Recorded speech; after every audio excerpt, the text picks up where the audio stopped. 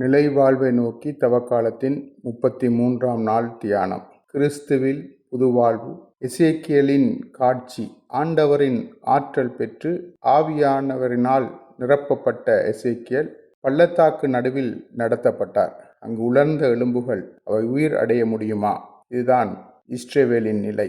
எசேக்கியேல் 37:11 எங்கள் எலும்பு உலர்ந்து போய் விட்டது, எங்கள் நம்பிக்கை அற்றுப்போய் விட்டது, நாங்கள் துண்டிக்கப்பட்டு விட்டோம் என்கின்றனர் இஸ்ரவேலர். பாபிலோனின் சிறையிருப்பில் இருந்த அந்த நிலையில் இருந்து அவர்களை மீட்பேன், புது வாழ்வு தருவேன், புது வாழ்வுக்குள் உங்களை நடத்துவேன் என்ற நம்பிக்கை இந்த பகுதியில் கொடுக்கப்படுகிறது. ஜோனா 2வது அதிகாரத்தில் ஜோனாவின் மன்றாடல். மீனின் வயிற்றிலிருந்து அவர் எடுத்த மன்றாடலில், பாதாளத்தில் நடுவில் இருந்தேன், கடல் பாசி என் தலையை சுற்றி கொண்டது, மலைகளின் ஆழத்தின் கீழ் உலகு வரை சென்றேன், மூச்சு திணறும்படி தண்ணீர் என்னை அழுத்திற்று.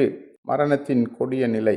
கடவுள் மீட்டார், புது வாழ்வு தந்தார் என்பதை நினைவு கூறுகின்றார் ஜோனா. உலர்ந்த நிலையிலிருந்து நீ ஒன்றும் செய்ய முடியாது என்ற இறுதி நிலையில் விழுந்து கிடக்கும் மக்களுக்கு அவர் புது வாழ்வு தருகிறார், நிலை வாழ்வு தருகிறார்.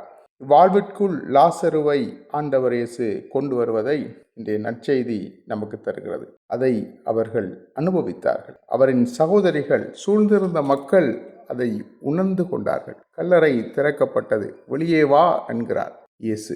இயேசு நமது வாழ்வின் தடை கற்களை அகற்றி தீமையான பாவம் நிறைந்த சூழ்நிலைகளிலிருந்து வெளியிலே நம்மை கொண்டு வர விரும்புகிறார். நாம் வெளியில் வர ஆயத்தமா?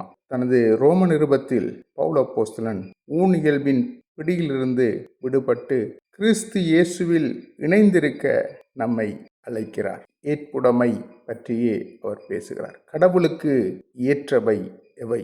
ஊன் இயல்பின் நிலையிலிருந்து கடவுளின் ஆவிக்குள் நாம் புதுப்பிக்கப்பட ஒரு அழைப்பை கொடுக்கிறார். புது வாழ்வு, உயிர்ப்பின் வாழ்வு, கிறிஸ்துவுடன் இணைந்திருக்கின்ற ஒரு வாழ்வு. அந்த வாழ்வுக்குள் நாம் கிறிஸ்துவுடன் இணைந்து இந்த புது வாழ்வுக்குள்ளே செல்வதற்கு நம்மை ஆண்டவர் அழைக்கிறார். புது வாழ்வை நாம் சுதந்திரித்துக் கொள்வோம், நம்மை அர்ப்பணிப்போம். ஆண்டவர் நம்மோடு கூட இருந்து ஆசீர்வதிப்பார். ஆமென்.